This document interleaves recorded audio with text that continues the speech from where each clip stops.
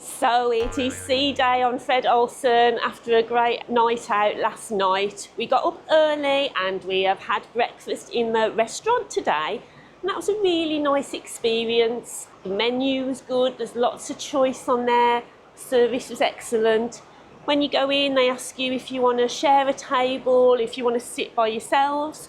We chose to sit on our own today, and we had a lovely breakfast, some orange juice, some tea. Now we have lots of things we're going to do today. So we have a daily programme delivered each day to your cabin the evening before. So you can see the sort of things that are going on a sea day on Fred Olsen. And there's lots of things to do, because when I first came on, I was thinking, will there not be much entertainment going on in the day? Now, as well as all the entertainment that is on the schedule, there's also like lots of little things around the ship, like jigsaws and domino sets, bar billiards. I mean, bar billiards, when did you last see that? That was amazing. And the thing is, there's always people playing bar billiards. It seems like a really, really popular thing. There's like a darts board, there's indoor shuffle boards, there's just lots and lots of little things scattered about on this ship that you can just sit down and entertain yourself. And I think that's really good about this ship, that it has things like that dotted around. But today we are going to show you some of the activities that are going on a sea day. So if you're coming on a Fred Olsen ship, you can see the sort of things that you might want to get up to and see if it's for you. So yeah, let's go and discover what's on a sea day. We have decided to go to the cooking demonstration, haven't we, Tina? Yeah. Because when we get home, we are just going to make our husbands some absolutely fabulous meals. You know how Giles moans about me making a salad. Well, I tell you, when I get home, you're just going to wait and see what great stuff I'm going to make. I'm going to take some inspiration from this class. I think that needs a separate vlog, just to see if Lisa keeps her promise.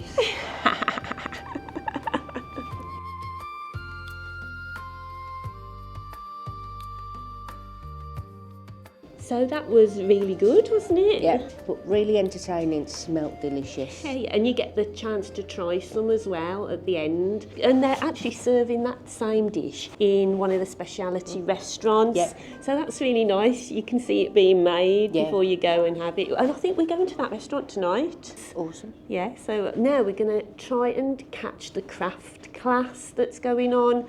Because they've got like an art studio here, and it's like really good. It's all set up. You know, it's not one of them rooms where they use it for lots of different things. It is purely used for art sessions, so everything's there already. So yeah, we'll go and see what's going on there.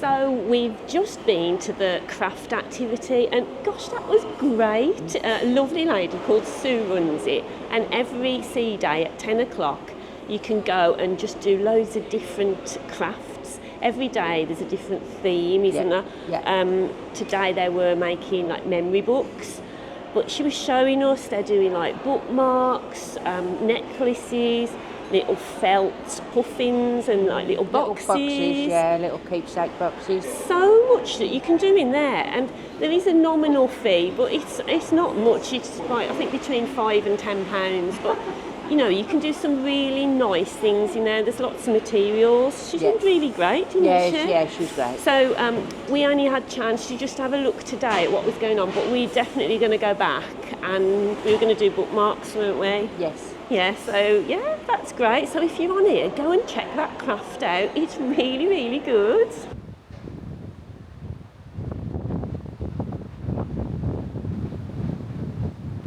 We're out on the deck and it's blowy. Actually, there's some line dancing going on in the observatory. So I'm going to go and show you what a great dancer I am, Tina. Not too left feet loose.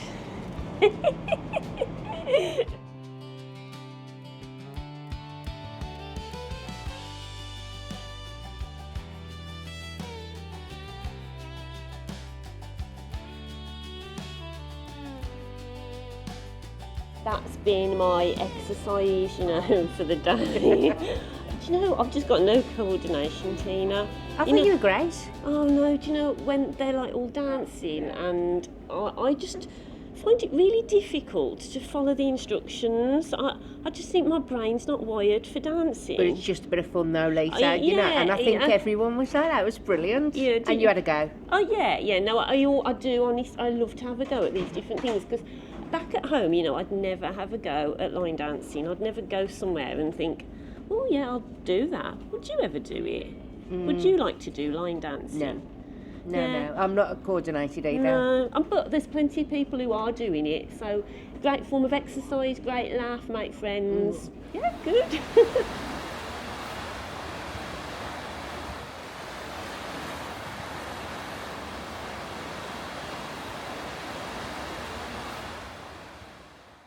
So I'm just on the balcony now, enjoying the view of the ocean, and you know what, it is a lovely sunny day. It was a bit cloudy and misty this morning when we first got up. It was still quite warm. I mean, it's the middle of October. We're sailing to Norway, and I've got to say, the sea is quite calm and the weather's pretty good. We have just enjoyed lunch in the buffet restaurant. Now, we got there for 12:05 and it opened at 12. And when we got there, it was nice and empty. There weren't too many people around. We got a table really easily. The food selection was great again. Plenty of choice. It's a fairly small buffet, but I have to say there's a really good choice. The salad options are really nice. They've got chickpeas. I love a few chickpeas on my salad. And, you know, we just spent a pleasant hour just sitting, having lunch. And as you can see, you know, it was nice and chilled.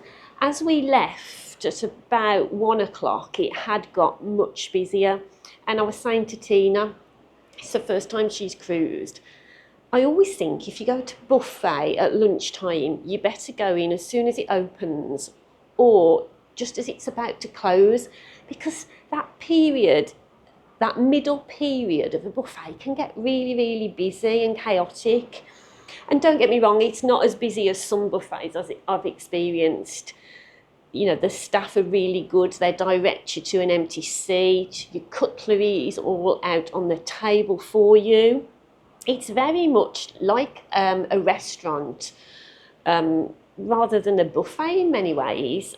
And, you know, you don't have to go and get your drinks. The waiters came up to our table and asked us what we wanted. So, you know, it was a really, really nice experience. And now we're just going to chill, I think, and sit on the balcony and read our books for a bit, because we've got afternoon tea booked in the Observatory later. So I'm really looking forward to that. I love a cuppa and I love a cake as well. So we will see what that is like in a bit. We are sailing the sea, waves jumping free, far north to the edge.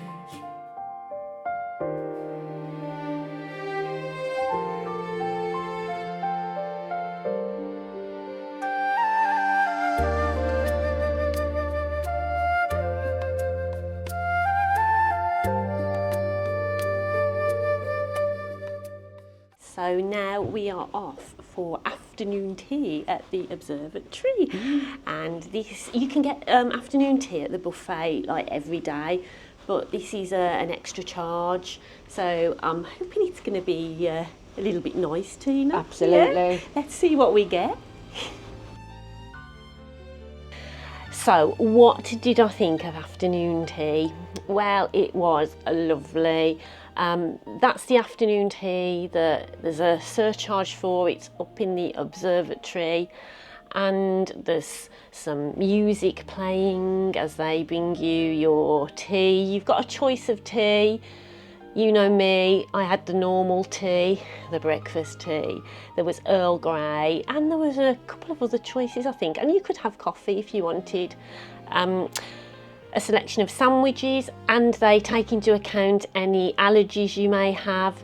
So on our table there was a lady with a dairy allergy, and I have bell pepper allergy, and also, you know, if you're vegan, vegetarian, pescatarian, you can let them know and they'll adjust what they give you. So it's not like loads of sandwiches go to waste because you can't eat them. So that was really good.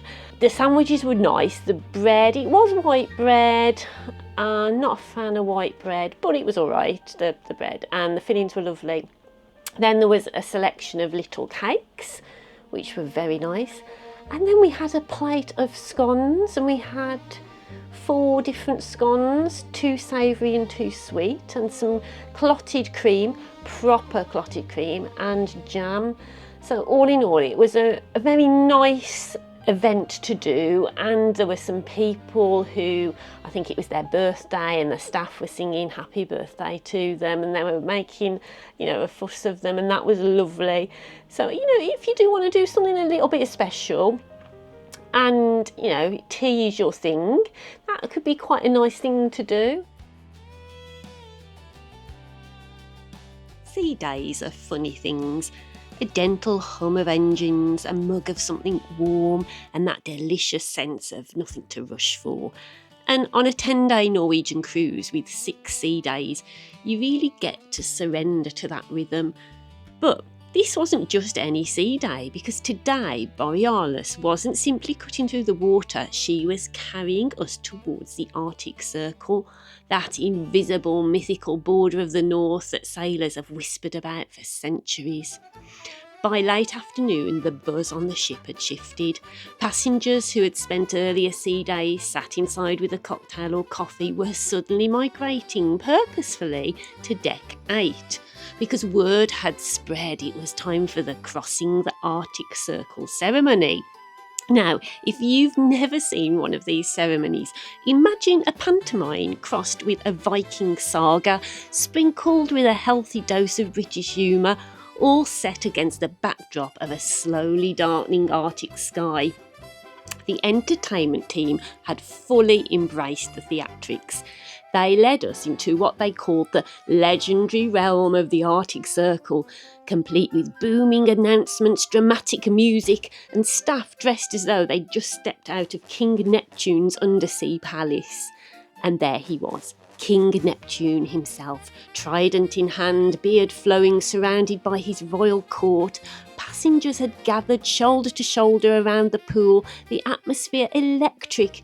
Even people who'd sworn they were only watching were leaning in, cameras raised ready for the moment. And then the captain arrived.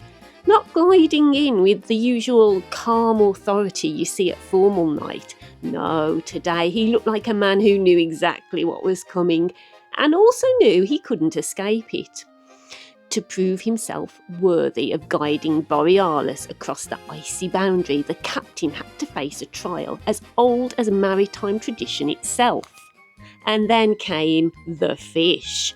Yes, the captain, leader of the ship, master of Borealis, had to kiss a fish. And he did. In the icy water, a bucket, enormous, theatrical, and definitely not warm, was tipped squarely down his back. The entire deck erupted. People cheered like he'd just won Olympic gold. With surprising enthusiasm, actually. The crowd absolutely loved it. From the railings to the poolside bar, laughter rolled across the deck like waves. Passengers were invited to take part in their own mini-trials. Some bravely volunteered, some were peer-pressured, and some, like me, just stood back from the icy water a bit. But I did kiss the fish, which definitely earns at least half a badge of Arctic bravery. With the pool area now packed with gleeful, slightly soggy passengers, we slipped away to find some quieter space. Up on the open decks, the air was crisp, that sharp but exhilarating cold that wakes up every sense. And the timing couldn't have been more perfect, because just ahead of us on the horizon stood something truly special, the northernmost lighthouse we'd seen on the entire trip. A tiny silhouette against a huge sweep of sea and sky, one of those landmarks that reminds you just how far north you've travelled. As Borealis continued her steady path, the coastline began to stretch out in long, dramatic shapes, distant mountains, scattered islands, and that quintessential Norwegian stillness. For October, the weather was astonishingly kind. Cold, yes, but the kind of cold that feels alive rather than punishing. Everywhere you looked, passengers were wrapped up, leaning over the railings, taking photographs, pointing out details to each other, the murmurs of excitement mixed with the sea breeze and the low rumble of the ship. And then the light began to fade. Not suddenly, more like someone slowly dimming a very large, very gentle switch. The sky softened into a wash of blues and greys, and even as the colour drained, the scenery remained hypnotic. We stayed out there for ages, letting the wind whip past us, enjoying the growing quiet as people drifted indoors. By the time we finally tore ourselves away from the railings, Borealis was pressing on towards Narvik, and the last glow of the Arctic evening was melting into the horizon. It was one of those sea days that remind you why you take cruises in the first place. The fun, the silliness, the traditions, and then the moments of pure, quiet beauty. A day where you go from cheering on a captain who's just kissed a fish to standing in silence as the Arctic Circle drifts past you. And honestly, I wouldn't have had it any other way. I hope you've enjoyed our sea day adventures. If you have, please consider subscribing and drop us a like. And I will see you next time on our travels. Thanks again. Bye!